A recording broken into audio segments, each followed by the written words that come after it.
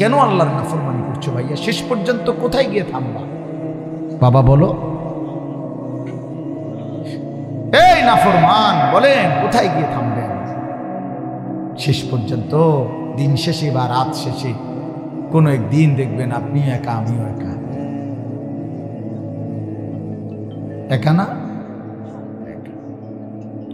একদিন কবরেই পৌঁছে যাব। সেদিন চারিদিকে অন্ধকার ছাড়া, একাকিত্ব ছাড়া আর কিছুই মিলবে না। আল্লাহ নবী সাল্লাল্লাহু আলাইহি ওয়াসাল্লাম বলেন, নাফরমানের কবরে একজন ফেরেশতা পাঠানো হবে। ওয়া ইউকাইয়াদু লাহু মালাকুন, এই ফেরেশতার তিনটা গুণ, আবকাম, আসাম্মু, আ'মা। ওই ফেরেশতাটা বোবা, ফেরেশতা কানে শোনে না, ফেরেশতা চোখে দেখে না।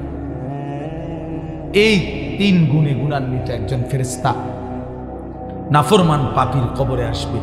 নবী সাল্লাল্লাহু আলাইহি ওয়াসাল্লাম বলছেন, বোবা, বধির, অন্ধ।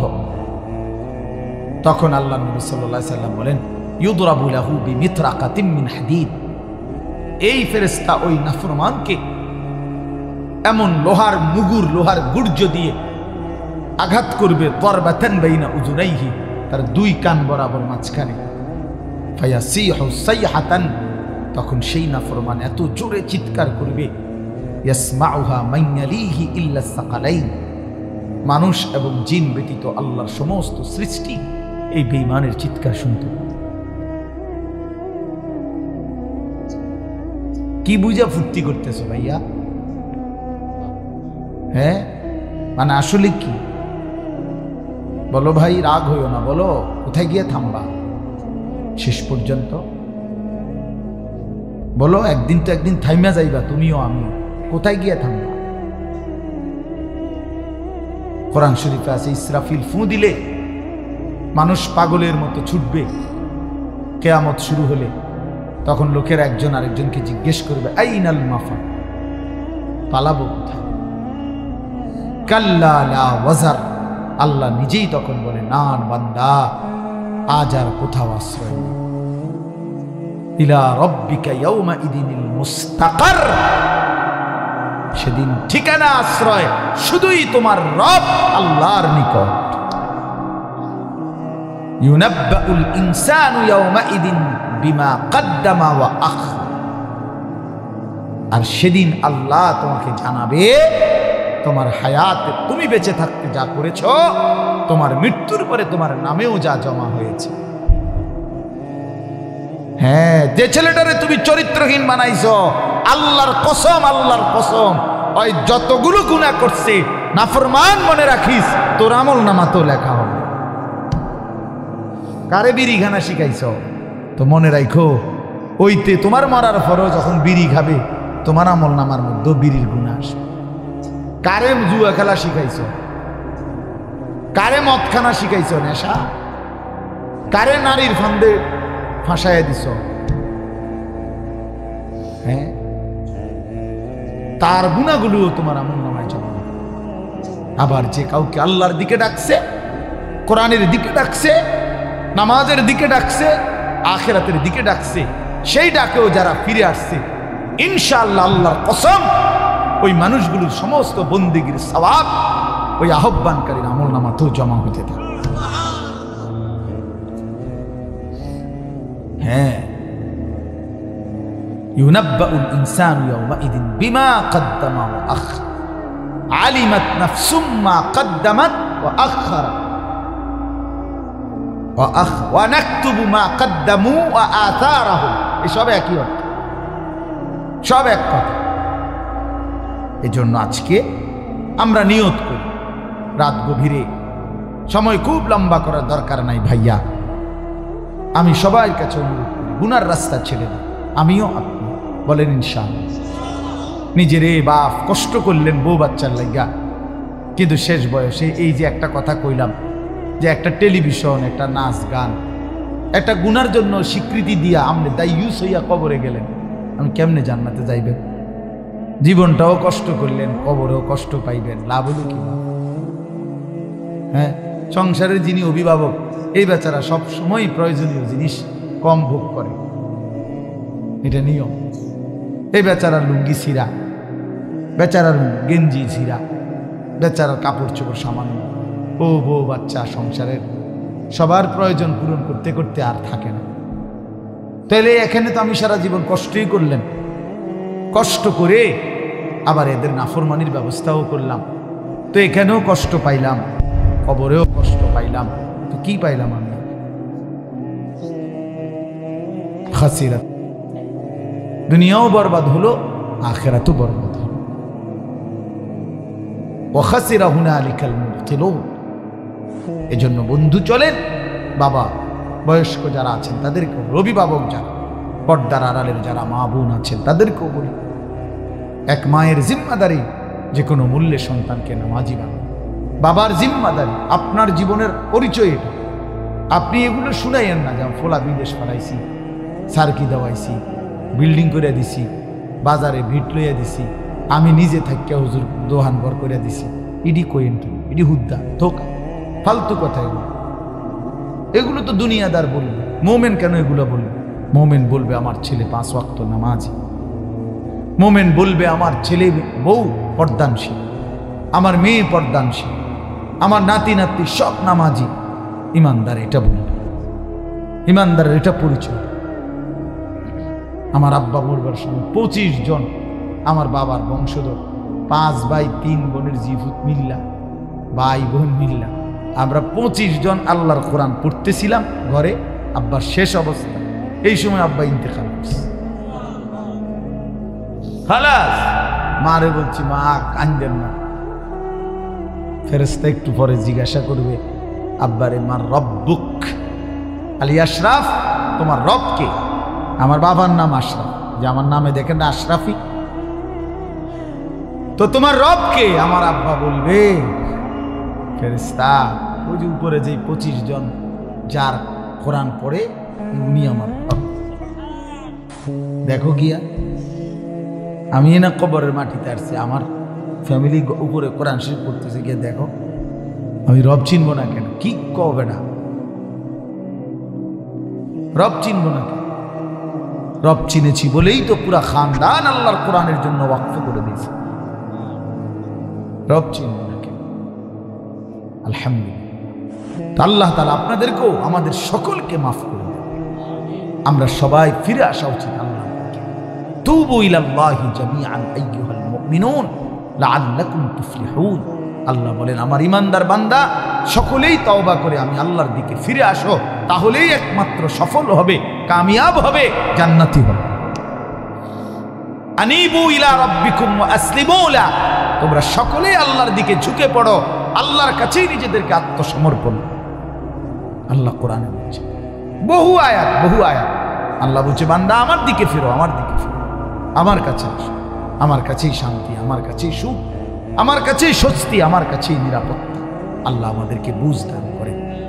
কোরআনুল কারীমের 30 নম্বর পারা, 83 নম্বর সূরা, এই সূরার কয়েকটা আয়াত, 5টা আয়াত আমি আপনাদের কাছে তেলাওয়াত করেছি। 22, 23, 24, 25, 26 এই 5টি আয়াত পড়ছি এই মাত্র। এই সামান্য আর একটু এই আয়াতগুলো তর্জমা শুনাই, তাইলে ইনশাআল্লাহ আমার কথা শেষ। আল্লাহ আমাদেরকে তৌফিক দান করেন। সূরাটার নাম মুতাফফিফিন, তাতফিফ দুইটাই, তাতফিফ অথবা মুতাফফিফিন এই সূরাটার নাম। 30 নম্বর পারা, 83 নম্বর সূরা। এই সূরাটার অর্থ হইল তাতফিফ বা মুতাফফিফিন, অর্থ হইল ওজনে কম দেওয়া। আরো অর্থ ব্যাপক হলে অর্থ হইল কোনো প্রাপককে তার প্রাপ্য কম দেওয়া। বুঝেন নাই? আমার কাছ থেকে যিনি পাবে, সে যে দূর পাওয়ার কথা, তাকে তার চাইতে কি দেওয়া, এটাই হলো তাতফিফ। এই লোকটাকেই বলা হয় মুতাফফিফ, যে অপরকে কি দেয়, ঠকায়, তার প্রাপ্য দেয় না। কোন আল্লাহ তাআলা কোরআনের এই সূরাতে শুরুতেই বলছে, ওয়াইলুল লিল মুতাফফিফিন, এই যে তার প্রাপককে প্রাপ্য কম দেয়, ঠকায়, আল্লাহ বলছে তার জন্য জাহান্নাম, তার জন্য জাহান্নাম। এই জন্য এই বাজারের ব্যবসায়ী ভাই যদি কেউ থাকেন, কাস্টমার ঠকায়েন। আসমানওয়ালা জাহান্নামের হুমকি দিছে। ওয়াইলুল লিল মুতাফফিফিন আল্লাযীনা ইযা তালু আলান নাসি ইস্তাওফুন। আল্লাহ বলে কেমন নাফরমান শোনো, যখন নিজে মানুষ থেকে নেয় কারো কাছ থেকে তখন পূর্ণ নেয়। ওয়া ইযা কালুহুম আও ওয়াজানুহুম ইউখসিরুন, যখন অন্যকে দেয় তখন কমায়।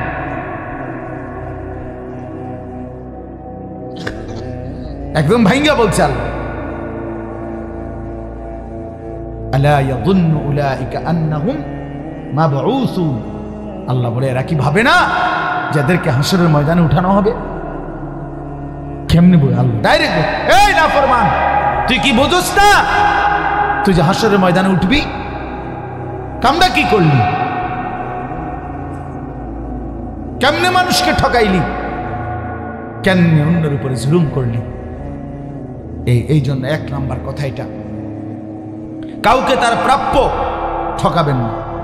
এখন আসেন তাফসীরের মধ্যে লিখছে আল্লাহর হক বান্দার হক। এই আল্লাহর যা হক মানে আল্লাহর জন্য যা কিছু আল্লাহ করতে বলছেন এবং মানুষের সাথে আমাদের যত হক আছে, এই আল্লাহর হক বান্দার হক কোনোটার মধ্যেই কম করা এটাই তাতফিফ, তার জন্যই জাহান্নাম। এই জন্য তাফসীরে স্পষ্ট, মারিফুল কোরআনে পড়ে দেখো তাফসীর স্পষ্ট আছে। হযরত আব্দুল্লাহ ইবনে আব্বাস রাদিয়াল্লাহু তাআলা আনহুমা তিনি দেখছেন কেউ একজন নামাজের রুকু সেজদার মধ্যে ত্রুটি করতেছে, কমতি। তিনি স্পষ্ট বলছেন, তুমি আল্লাহর হকের মধ্যে ত্রুটি করলা তো তোমার জন্য ওয়াইলুল লিল মুতাফফিফিন, তোমার জন্য জাহান্নামের ঘোষণা শুনো। এটা আল্লাহর হক নামাজ, এটা যথোপযুক্ত আদায় করতে হবে। 2টা সেজদা এমনি একটা উঠতে মাথাটা একটু উঠে একটা বাড়ি মারে, ফাজলামি করেন, হ্যাঁ মস্কারি করেন, এটা নামাজ? এটা কোনো সেজদা হইল? মাথা একটু উড়াইয়া একটা মাইরা দিয়েছে, রুকুর থেকে মাথা একটু উড়াইতে উড়াইতে না আবার নিচের দিকে যায় না। হ্যাঁ ওটা দুর্বল, অত সাদওয়ানে ওটার আওয়াজে মানুষ বাহিরা বইতে পারে না। হ্যাঁ একবার কুদ্দাও, কিন্তু এখানে কোথায় নামাজের বেলায় আসে, এখানে এসে কুয়ায় কেন? এমনি মোটরসাইকেল চালায়, মসজিদ আইলে মসজিদ আইলে বেড়াম, তো মোটরসাইকেল চালান কেমন? এমনি কথা বলেন না কেন? দুনিয়াটা চরকির মতো দৌড়া, সারা দুনিয়া ভালো, মসজিদ আইলে বেড়াম। আবার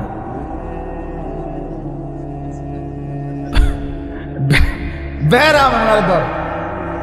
হ্যাঁ, যে প্রকৃত অসুস্থ কোন মুফতি সাহেব থেকে ফতোয়া নিছে তাহলে সে ব্যবহার করুক চেয়ার, কিন্তু কোনো ডাক্তারের মতে না, নিজের মতে না। ডাক্তার সাহেব বলার পরে কোনো মুফতি সাহেবকে বলতে হবে, কোনো উপযুক্ত আলেমকে বলতে হবে যে হুজুর আমার এই হালাত, এই অবস্থায় আমি চেয়ারে বসে নামাজ পড়তে পারবো কিনা। নিজের ফয়সালা নিলে হবে না। ডাক্তার সাহেব ফতোয়া দেওয়ার যোগ্যতা নাই, অধিকার নাই। কথা বুঝছেন কিনা বলেন? কোন ডাক্তার ফতোয়া দেওয়ার অধিকার নাই। ফতোয়া দেওয়ার একমাত্র অধিকার উম্মতের উলামায়ে কেরামের মধ্যে যারা ফুকাহায়ে কেরাম, তারাই ফতোয়া দেন। উলামায়ে কেরামের হাত থেকে যে কোনো দিনই জিম্মাদারি অন্যের কাঁধে যদি কেউ নিয়ে নেয় তো ওই দল, ওই ফেরকা, ওই জাতি, ওই গ্রুপ, ওই মতবাদ, ওই সংগঠন কিছু দূর গেলেই পথ হারা হবে, গোমরাহ হবে, গোমরাই হবে, গোমরাই। এটাই সত্য, এটাই সত্য। দ্বীনের নামে কোনো কাজ, ইসলামের নামে কোনো কাজ উম্মতের উলামায়ে কেরামের তত্ত্বাবধানেই হইতে হবে, এটা মনে রাখতে হবে। দ্বীনের কাজ ছোট হোক বড় হোক, দাওয়াত হোক তাবলীগ হোক, তালিম হোক জিহাদ হোক, মাসলা মাসাইল হোক, সোজা হিসাব। আজকে দাওয়াত ও তাবলীগের মধ্যে এই অল্প কিছু মানুষ জেনারেল লাইনের লোক, এরা বিচ্ছিন্ন হয়ে সংখ্যাগরিষ্ঠ সারা পৃথিবীর কোটি কোটি লক্ষ লক্ষ ওলামায়ে কেরামের বিরোধিতায় তাবলীগের নামে কিছু ফিতনা ছড়াচ্ছে। বেশি দিন নাই, আপনি দেখবেন না, বেশি দিন পরে নাই, এই ফটর ফটর পণ্ডিতি গুলো থাকবে না, আসলেই থাকবে না, আসলেই থাকবে।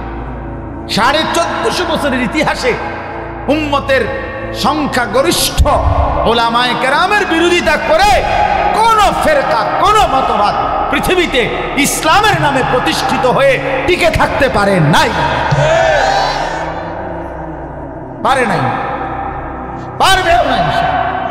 এই 7 গ্রুপও থাকবে না, এগুলো এতাতি নাকি জাত গ্রুপ কয় কিচ্ছু না, এগুলা গণা তো ধরার কোনো বিষয় না, এগুলা কোনো গণার কোনো বিষয় না। এই 2-3 দিন একটা সময় দেখবেন যে হারায় গেছে কোনখানে, এগুলো পাত্তাও নাই। উলামায়ে কেরাম, আল্লাহ তাআলা কুরআনুল কারীমের মধ্যে বলছে ওয়াজাআকুমুন নাযীর, আল্লাহ তাআলা প্রত্যেক জামানায় সুম্মা আওরাসনাল কিতাব আল্লাযীনা ইসতাফাইনা মিন ইবাদিনা, আমি আমার কোরআনের জন্য প্রত্যেক জামানায় আমি আমার মনোনীত বান্দা উত্তরাধিকার হিসাবে আল্লাহ বলেন আমি বানাইতেই থাকব। আল্লাহ বলছে আমি কোরআনের ওয়ারিস বানাবো, আর নবী ওয়ারিস বলছে আল উলামাউ ওয়ারাসাতুল আমবিয়া। তাহলে এই কথার দ্বারা বোঝা যায় আল্লাহ তাআলা বুঝাইছেন প্রত্যেক যুগে যুগে উম্মতের দিক নির্দেশনা দেওয়ার জন্য উত্তরাধিকার উলামায়ে কেরাম আমি আল্লাহই বানাইতে থাকব। বলেন আলহামদুলিল্লাহ। এজন্য বাপ এটা মনে রাখা। তাইলে আপনাদের কাছে অনুরোধ, আল্লাহর হক বান্দার হক, কোনো কিছুতেই কমতি না করেন। নামাজ সুন্দর করেন, কোরআন শরীফ সুন্দর করেন, রুকু সেজদা সুন্দর করেন, তসবিহ তাহলিল সুন্দর করেন, শুদ্ধ করেন। 100 দানার তসবিহ দিয়ে ফইরালান 1 মিনিটে, কি তাই? এটা কি মেশিন? মেশিনটা কি তাই? হ্যাঁ,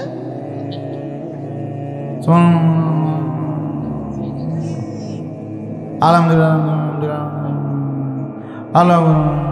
কিতা এডি কিতা? হ্যাঁ, কি মেশিন এটা? তামাশা ভাইয়া, এটা তামাশা। তাসবিহ পড়তে হবে রাসূলুল্লাহ সাল্লাল্লাহু আলাইহি ওয়াসাল্লামের সুন্নাত মোতাবেক। আর নবীজি প্রত্যেক তাসবিহ আলাদা আলাদা করতেন, এক নিঃশ্বাসে পড়তেন। সুবহানাল্লাহ সুবহানাল্লাহ সুবহানাল্লাহ সুবহানাল্লাহ, আলহামদুলিল্লাহ আলহামদুলিল্লাহ আলহামদুলিল্লাহ, আল্লাহু আকবার আল্লাহু আকবার আল্লাহু আকবার, লা ইলাহা ইল্লাল্লাহ লা ইলাহা ইল্লাল্লাহ লা ইলাহা ইল্লাল্লাহ, সাল্লাল্লাহু আলাইহি ওয়াসাল্লাম সাল্লাল্লাহু আলাইহি ওয়াসাল্লাম সাল্লাল্লাহু আলাইহি ওয়াসাল্লাম, আস্তাগফিরুল্লাহ ওয়া আতুবু ইলাইহি আস্তাগফিরুল্লাহ ওয়া আতুবু ইলাইহি আস্তাগফিরুল্লাহ ওয়া আতুবু ইলাইহি। পড়েন তো সুবহানাল্লাহ আলহামদুলিল্লাহ আল্লাহু আকবার, লা ইলাহা ইল্লাল্লাহ সাল্লাল্লাহু আলাইহি ওয়াসাল্লাম, আস্তাগফিরুল্লাহ ওয়া আতুবু ইলাইহি, সুবহানাল্লাহ আলহামদুলিল্লাহ আল্লাহু আকবার, লা ইলাহা ইল্লাল্লাহ সাল্লাল্লাহু আলাইহি ওয়াসাল্লাম, আস্তাগফিরুল্লাহ ওয়া আতুবু ইলাইহি। আচ্ছা, এখন যা আমরা পড়লাম, যেই নাফরমানগুলো পড়ে নাই, মনে রাখবেন এগুলা বোবা, এগুলারে আল্লাহ তাআলা জবান দেয় না। মূল কারণ এই জন্য পড়ে নাই। কেন পড়ে নাই? না বোবা, মূলত এদেরকে আল্লাহ জবান দেয় না, এই জন্য পড়ে। এরা মূলত বোবা, এদের বদনসিব, এরা এদের মালিকের নাম নিতে পারে না। কি পরিমাণ অভিশপ্ত, কি পরিমাণ লানত, চিন্তা করছে। তার মালিকের নামও তার বুদ্ধি হবে। হ্যাঁ, আল্লাহ আল্লাহ বুঝ দান করে। অথচ হাদিসের মধ্যে আছে, নবী সাল্লাল্লাহু আলাইহি সাল্লাম বলছেন, হাসরের ময়দানে জান্নাতে গিয়া পর্যন্ত জান্নাতি বান্দা আফসোস করবে, আহা দুনিয়ায় যদি আরো কিছু সময় আল্লাহর জিকির করতাম। আরো কত, আল্লাহর কসম, এটা হাদিস। জান্নাতি বান্দা আফসোস করবে, অথচ জান্নাতে কোনো আফসোস নাই, হাসরত নাই। সেই জান্নাতি বান্দা পর্যন্ত বলবে, আমি যদি আর কিছু তাসবিহ পড়তাম তাইলে আমি জান্নাতের মধ্যে আরো উঁচা মাকাম পাইতাম, আরো উঁচা মাকাম পাইতাম। এজন্য আল্লাহর হক ঠিক মতো আদায়। আপনি বলবেন এভাবে পড়লে হুজুর সময় বেশি লাগে। আমি আমার শায়েখ আল্লামা মুফতি মুশতাকুর নবী সাহেব হুজুরে আমি বলছিলাম, একবার হুজুরে আমার বলছি, মাওলানা সময় আপনার আব্বার, এই কথা এটা বলছি, সময় আপনার বাপের নি। কথা বলেন না, আপনারা বলেন সময় আপনার আব্বার সময়, কার? কথা বলেন না, কার সময়? তো যার সময় তার নাম নিলে সেই সময় ব্যয় বেশি হইলে আপনার সমস্যা কি? তো আল্লাহর দেওয়া সময়, হায়াত আল্লাহ, ঘন্টা মিনিট সেকেন্ড আকার দেওয়া, তো তার নাম নিবেন না? তার নাম নিতে সময় নষ্ট হয়, আস্তাগফিরুল্লাহ। তাহলে সময় কামে লাগে কি? আল্লাহর নাম নিলে যদি সময় নষ্ট হয়, তো সময়টা কামে লাগছে কি দিয়া? বন খাইয়া। কথা বলেন, বন খাইলে সময় কামে লাগে নাকি? বিড়ি খাইলে সময় কামে লাগে? তো কি কি খাইলে? ভাতের থালা। সময় কামে লাগে কখন? তাইলে জীবনে এর চাইতে উত্তম সময় আর কোনটা, যে সময় মালিকের নাম নিছে? আল্লাহ আমাদেরকে বুঝার তৌফিক দান করে। তাহলে আল্লাহর হক, ওযু, গোসল, নামাজ, রোজা, হজ, যাকাত, এই সব কিছু যেগুলো, এগুলো সঠিকভাবে আদায় করা ইসলামে একটা গুরুত্বপূর্ণ বিষয়। বাপ, এক হলো আল্লাহর জন্য করা, আর এক হলো বিশুদ্ধভাবে করা। উভয়টা মিললে জান্নাত। করছেন আল্লাহর জন্য কিন্তু ভুল, কথা বুঝেন নাই, হবে না। করছেন সঠিক কিন্তু আল্লাহর জন্য না, মানুষের দেখানোর জন্য, তাইলেও হবে। দুইটা ঠিক হইতে হবে, বাহ্যিকভাবে সহি হইতে হবে, বিশুদ্ধ, আর আভ্যন্তরীণভাবে ইখলাসওয়ালা, আল্লাহর জন্য। দিলে থাকবে আল্লাহর জন্য, সারা অঙ্গে থাকবে নবীজির তরিকা মতো বিশুদ্ধ। আপনি যদি আপনার মতোই কোরআন শরীফ আজীবন করেন, তো নবীজি কেন আসলো? কথা বলেন না কেন? নবী কেন আসলো? তাইলে 30 পারা কোরআন এক নবীর উপরে আল্লাহ কেন নাজিল করলেন? তিনি কেন শুনাইলেন? এটা তো প্রত্যেকের এক কপি করে দিয়ে দিলেই সার্থ, যে তোমাগোটা তোমরা পড়ে নিও, যার যেমনি সুবিধা হয়। বলেন না, রাসূলুল্লাহ সাল্লাল্লাহু আলাইহি সাল্লামের উপরে নাজিল করার তাহলে কোনো কারণ নেই? তাইলে আল্লাহ নবী সাল্লাল্লাহু আলাইহি সাল্লামের প্রথম জিম্মাদারি, পৃথিবীতে নবীর প্রথম দায়িত্ব কি ছিল? কোরআনের 4টা আয়াতের মধ্যে আল্লাহ 4 বার এই কথাটা বলছে যে আমার বন্ধুর প্রথম দায়িত্ব কোরআনুল কারীমের বিশুদ্ধ তেলাওয়াত। কোরআন তেলাওয়াত করে আমার বান্দাদেরকে শোনাবে, শিখাবে। এটা ছিল নবীজি সাল্লাল্লাহু আলাইহি সাল্লামের প্রথম জিম্মাদারি।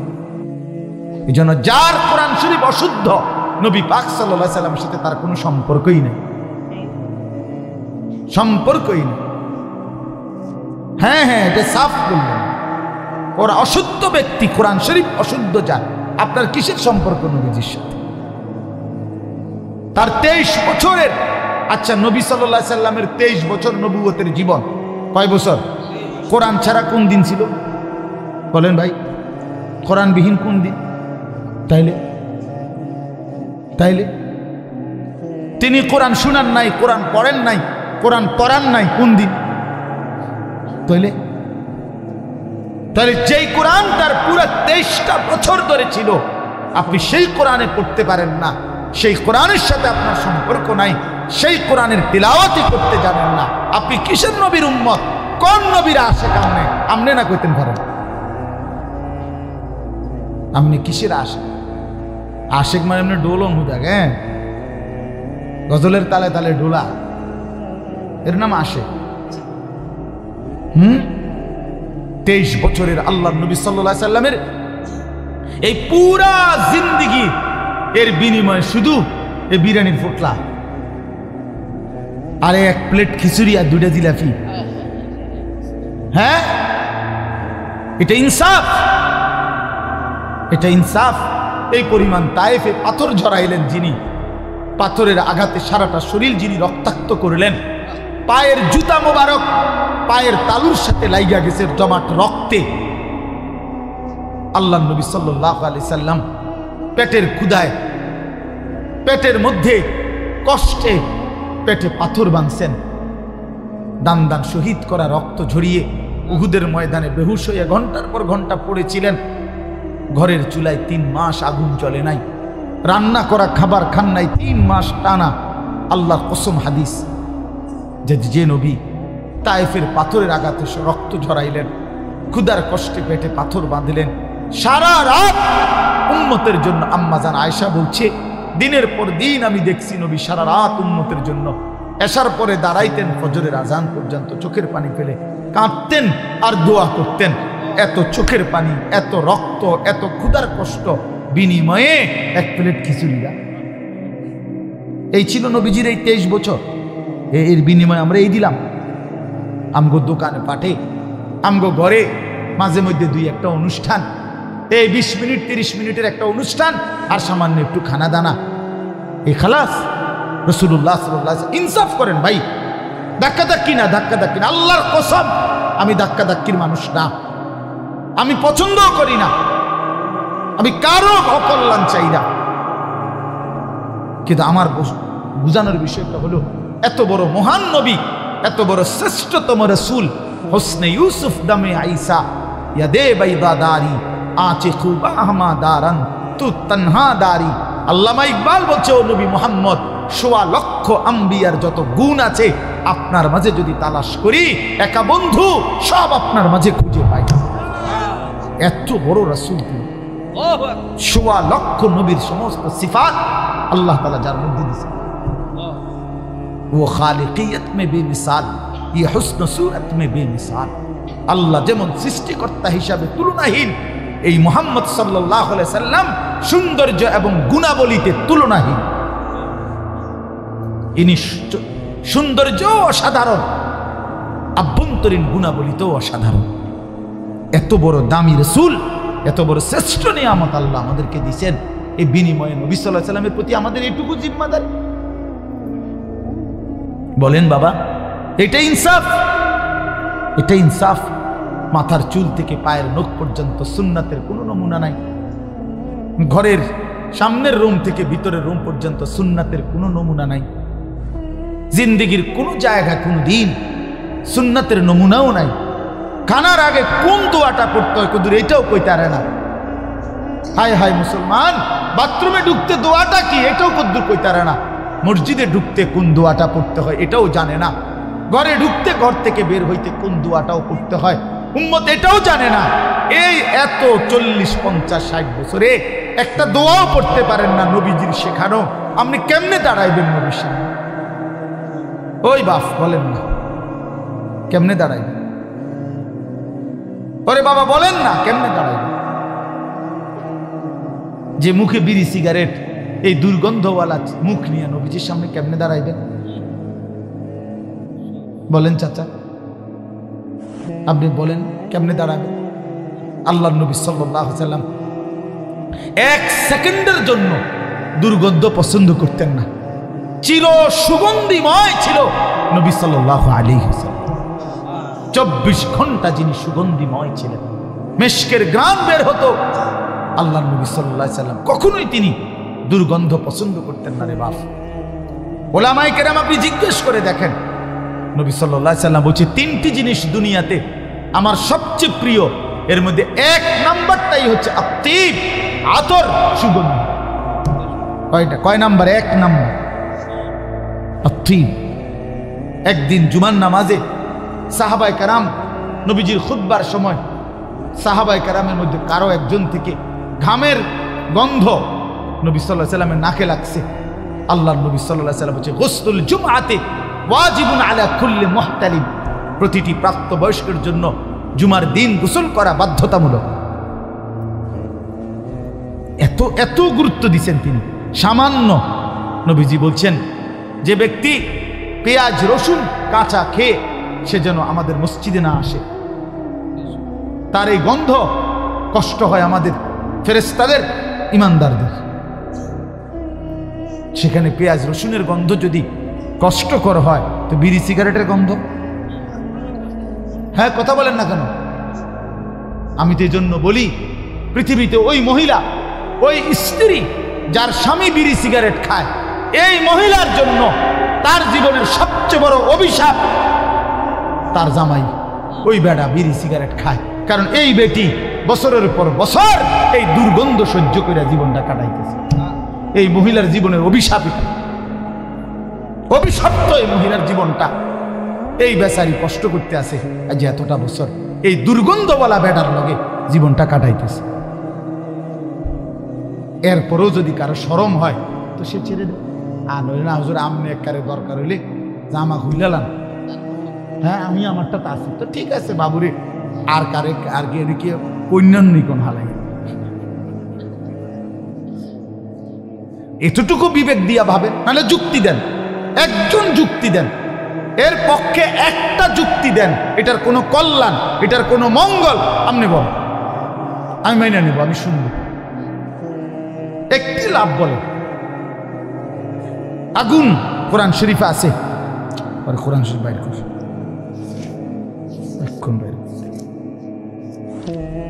এই যে দেখেন কোরআন শরীফে আছে, তুসকা মিন আইনিন আনিয়া লাইসা লাহুম তাআমুন ইল্লা মিন দারি' লা ইউসমিন ওয়া লা ইউগনি মিন জু'।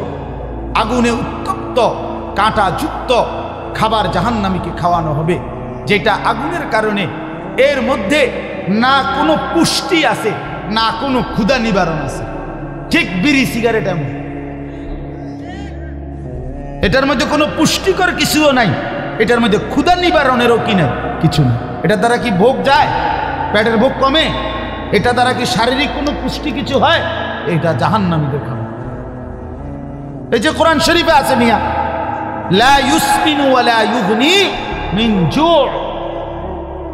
জাহান্নামীকে যে খাবার দেওয়া হবে সেটার মধ্যে কোনো পুষ্টিও নাই, ক্ষুধাও নিবারণ হবে না। আর কি কইতো, কি বাংলা কইতো? আর আল্লাহ আমাদেরকে বুঝ দান করেন, বুঝ দান করেন। নিয়ত করেন ইনশাআল্লাহ যে ইনশাআল্লাহ বিড়ি সিগারেটের এই দুর্গন্ধ ছেড়ে দেবো ইনশাআল্লাহ। দেখেন না বলে এতটি কথা শুনলাম, হুজুর আপনারে মাইক দাওনে আপনি আমগরে এভাবে বেজ্জতি করলেন, আমনে কমপক্ষে একটু ছাড় না, আপনার জিদ ওঠেনি একটা সে দুইটা, যদি জিদ উঠে যা বেড়া, এতটি কথা শুনলাম, যা খাইলাম না এমন বিড়ি বেড়া। আমি তো চাই এর একটা জিদ উঠুক আপনি শোল্ডার মধ্যে, ঠিক কিনা বলেন? আপনার শরীরে যদি একটা জিদ উঠে দরকার আমি আর আইতাম না, তো আপনি এইবার ছেড়ে দেন। আপনারা জানেন না আপনাদের এই মাহফিলের জন্য মকবুল ভাই কি পরিমাণ আবদার আমারে করছে বেচারা। আবার যে একটা মাহফিল আমার দিতেই হইব, এই মাহফিল অনেক অনুরোধ করে একটা ডেট মিলানো রীতিমতো যুদ্ধের ব্যাপার। আল্লাহ আপনাদেরকে কবুল করে নেন। আমি আপনাদেরকে ভালোবাসি, এর অর্থ হইল আমরা বলো কন্যাকন্যা লাগছি এমন কিছু না বাপ, ঠিক না? আপনারাই বলেন কোনো কারো অসন্তুষ্টি, আমি তো ঝগড়া না, মাকসাদ বদলানো। কেন ছেড়ে দিবেন না? কেন? আল্লাহ আমাদেরকে বুঝ দান করেন। তো বলেন, বলতেছিলাম আল্লাহর হক, বান্দার হক কম করা যাবে না। বান্দার হক যা আছে তা আপনার কাছে বান্দার যত হক, আপন বোনের সম্পদ, আপন ফুফুর সম্পদ, আপন ভাইয়ের সম্পদ, আপন স্ত্রীর মোহরের সম্পদ, আপনি সব আদায় করে দেন। আটকায় রাইখেন না বাবা, আটকায় রাইখেন না।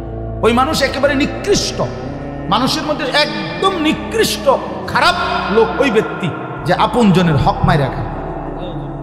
আপন বোনের সম্পদ যে দিছে না, ওই একেবারে বড় বেশি হারাম কর, বেশি অসিব্য বেটায় না। আপন বোন, আপন ফুফু, আপন ভাই, আপন ভাতিজা, আপন জন, আপন স্ত্রীর মোহর কয়টা টাকা? একটা মহিলার স্ত্রী মোহর 1 কোটি টাকা বেটা, টাকা হইতো না 1.5 লাখ 1 লাখ, এটা দেয় না, কান্দে কান্দে, আমারে চাও না টিহা চাও, ডাকাত কোথায়? কথা হইল বেটা, বেশরম, কোন কথা এটা? স্ত্রীর মোহর দিয়ে দেন, বেটির মোহর বেটির দিয়ে দেন। ওয়াআতুন নিসাআ সাদুকাতিহিন্না নিহলা, আল্লাহ বলছে তোমরা তোমাদের স্ত্রীদের মোহর ফরজ মনে করে দিয়ে দাও। সামান্য কয়টা টাকা, কেন তার মোহর আটকায় রাখো? আল্লাহ আমাদেরকে বুঝ দান করে। হ্যাঁ, ভাই বোনের সম্পদ, ভাইয়ের সম্পদ আটকাবেন না। আমি অনুরোধ করছি, এইটুকু রাস্তা ছেড়ে দিলে, 1 বিঘত জায়গা ছেড়ে দিলে আপন ভাই হয়তো রাস্তা হয়ে যাবে, আপন ভাতিজাই তো, আপন ভাতিজাই তো, দেন টুকু ছেড়ে দেন, অসুবিধা। মনে করেন আমনে রে, আল্লাহর জন্য ছেড়ে দেন। দুনিয়া আমার খুলনার হজরত গতকাল আমাদের মাহফিলে যে ছিল, পরে সকালে আবার বয়ান করছে মাদ্রাসা, আমারে বলছে মৌলানা একটা প্রসঙ্গে কথা উঠছে, মৌলানা আল্লাহর জন্য দুনিয়া একটু ছেড়ে দিলে কিচ্ছু হয় না, আল্লাহর জন্য দুনিয়া ছোট হইলে কিচ্ছু হয় না। হুজুর এটা গতকাল ফজরে নসিহত করছে, আল্লাহর জন্য ছোটই হইলাম। আমরা আলেম ওলামাদেরকে কত সময় কতজন তুচ্ছ তাচ্ছিল্য করে না, তো এই তুচ্ছ তাচ্ছিল্য আল্লাহর জন্য সয়ে নিলাম। একদিন হাসরের ময়দানে ইনশাআল্লাহ আল্লাহ তাআলা তার উত্তম বিনিময় ফিরে এখানে আছে। ইন্নাল্লাযীনা আজরামু কানু মিনাল্লাযীনা আমানু ইয়াদহাকুন, আল্লাহ বলে দুনিয়ায় নাফরমান ঈমানদারকে দেখে হাসে। ফালিয়াউমাল্লাযীনা আমানু মিনাল কুফফারি ইয়াদহাকুন, আল্লাহ বলে ঠিক তার বদলায় হাসরের ময়দানে ঈমানদার নাফরমানকে দেখে হাসবে। কোরআন শরীফের আয়াত, কি জ্বলন্ত আয়াত কোরআন। আজ তোরা হাসবেটা, সেদিন আমরা হাসবো ইনশাআল্লাহ। ইনশাআল্লাহ আল্লাহ আমাদের সবাইকে ঈমানদার হওয়ার তৌফিক দান। এই জন্য বোনের হক দিয়া দেন।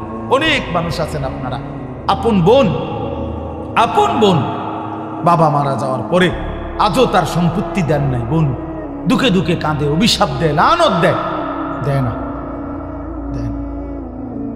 বোনেরে কইছে বোন যাবে গা, কেন নিবে গা একবারে সুদবোধ করিয়া, হ্যাঁ আর আইতা না, হ্যাঁ আর আইতা না, তাই বোন বাগিনা আর আইতা না, হ্যাঁ হ্যাঁ নিজে বিয়া শাদী করাইতে সারা জীবন কত পয়সা খরচ করলাম, হ্যাঁ অন বুঝি এইভাবে বুঝি জমি, এই জমি দূরে লেগা, এইভাবে বুঝি চোখ ফিরাইলা, মানে হেবিডি লেগে রে কদ্দুর জমির লেগে, আর তুই বেটা কি ডাকাতি সরকার বাইরে। আমি তো পরিষ্কার বলি, বিশ্বাস করেন আমার কাছে সবচেয়ে অবাক লাগে এই জালেম এত বড় ডাকাত যে সে বুঝাইতে চায় তার বোনকে যে বোন, আমার গ্রামের সমস্ত মানুষ যদি আমার ঘরে খাইতে হয়, কত মানুষকে আমি কত মেহমানদারি করাই, কেউ এমনি খাইতে পারে, কিন্তু আপন বোন আর বাগিনা বেটা তোমার ঘরে খাইতে হইলে তোমার জমি দিয়া খাইতে হবে। তোমার মতো নিকৃষ্ট জালেম, নিকৃষ্ট রুচিহীন মানুষ আর কেউ হইতে পারে বেটা। আপন বোন খাইতে হইলে তার ঘরে জমি দিয়া খাইতে হবে। ভাইয়ের ঘরে বোনে খাইতে হইলে জমি দিয়া খাওয়া লাগবে, কিন্তু ভাই মানুষে খাইলে কি কিচ্ছু লাগবে, ঠিক না? তো এটা কেমন, কত বড় ডাকাত, কত বড় ডাকাত। আপন বোনের সম্পত্তি কেন দিলেন না? আমি আলহামদুলিল্লাহ বড় গলায় বলছি, আমি দিছি আমার বোনের সম্পত্তি, 1 সুতা 1 ইঞ্চি আল্লাহর কসম আলহামদুলিল্লাহ বঞ্চিত করি না। আপনার বোনের নাম্বার নেন, ফোন দিয়ে কালকে, এখন দেই না। 3 বোন, বাবার ভিটা, বাবার কিনা ভিটা, বাড়ির ভিটা, বসতের ভিটা, শহরের ভিটা, সবগুলো সমানভাবে বোনদেরকে ইনসাফ শরীয়ত যেভাবে বলছে বন্টন করে দিছি। আলহামদুলিল্লাহ, আল্লাহর কসম আমার বোন অবাক হয়ে গেছে। আরে ভাই তুই কি তারে কস? বাড়ির ভিটা তো শুনছি আজীবন ভাইয়েরা শুধু পায়, আমি অসম্ভব, তো মিথ্যা কথা। এই সমাজ মিথ্যাই সমাজ বানাইছে, এটা নিয়ম, এই জুলুমের কথা। হাসরের ময়দানে এই বসত বোনকে না দিয়া যে ব্যবহার করছেন, আল্লাহর কসম 7 তবক জমিনের মাটি হাসরের ময়দানে কান্দে তুলে দেওয়া হবে। অপেক্ষা করি। বাড়ির ভিটা বেলে বইনে পায় না, এটা কোন কিতাব বলেন আপনারা, বলেন কোন কিতাব? পাঠাতন, এটা কোন কিতাবে আছে? 1 কেজি লবণ, বাবা কথা দেখে রাত হয়ে যাচ্ছে জন্য আর বাড়াইতে চাচ্ছিলাম না। 1 কেজি নুন, লবণ, মনে করেন বাপ মারা গেছে, 1 কেজি লবণ রাইখা গেছে উনি, কিনছে উনি। এই 1 কেজি লবণে ভাই বোন সবাই অংশী। 1 কেজি নুন, এই নুনটাও বোনদেরকে ভাই বোনকে বুঝাই দিতে হবে। না নিলে তো কোনো কথা, না নিলে তো বলতে হবে, ভাগ করতে হবে। বোঝেন না? আমাদের দেশে তো না নেওয়ার সুরত কি, আগের থেকে বলে ফেলে, কয়টা বোঝেন না যে নিবে গা আর আইতে না, তো এডিনি কথা, এটা নি কথা, এটা না কথা। জিজ্ঞানের দরকার কি? আপনি বন্টন করেন, তো সেই বলবে কি? আগে তো আপনার দায়িত্ব কি, জিগাও না বন্টন করো। বন্টন করেন, আপনি বন্টন করেন। আল্লাহ রাসূল সাল্লাল্লাহু আলাইহি ওয়াসাল্লাম স্পষ্ট শরীয়তের বিধান, মৃত ব্যক্তির মৃত্যুর পরে তার প্রথম কাফন দাফনের ব্যবস্থা করার পর তার বৈধ ওসিয়ত পূরণ করা, তার যে ঋণ ওসিয়ত এগুলো পূরণ করা, তারপরে দায়িত্ব হলো তার ওয়ারিসদের মধ্যে সম্পদ বন্টন করা। এইটা না দিয়া